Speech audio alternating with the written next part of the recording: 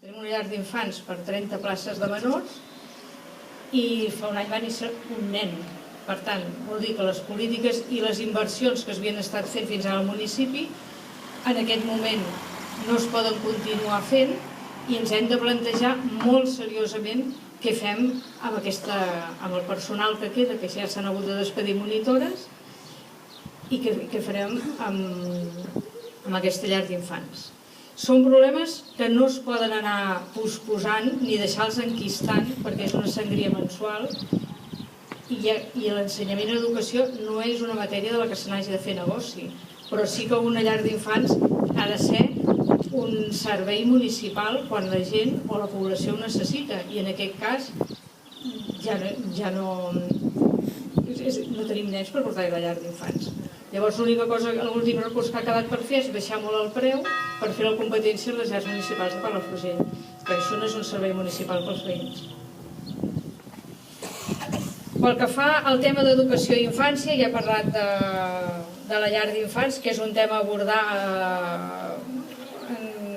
seriosament i us relativitza molt creant un projecte especial o desgraciadament a la llar s'ha d'acabar tancant.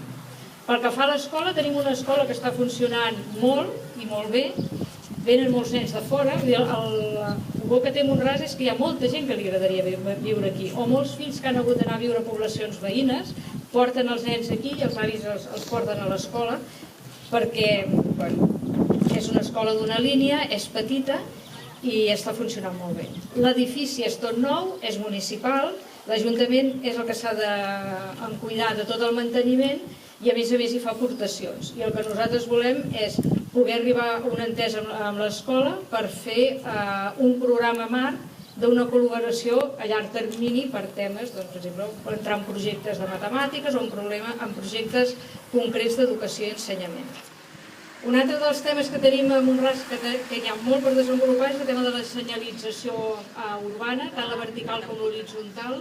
Tenim molts camins o carrers que són de dos sentits, que no hi ha cap senyalització de prioritat, ni vertical ni horitzontal. Hi ha punts que cada vegada hi ha més trànsit i són perillosos. Llavors, tot aquest tema de vialitat s'ha de millorar i per això tenim un agent local que és el que s'hauria de destinar més de repartir papers a les bústies, que treballés més pel seu àmbit, pel que està preparat.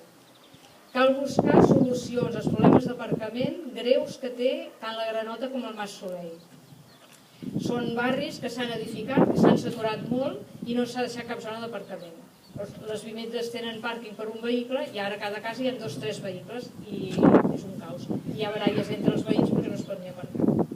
S'ha de fer un bon manteniment dels camins i els corriols públics de Mont-ras, que tenim molt ben dotat d'espais naturals i l'accés hi ha punts que és molt complicat.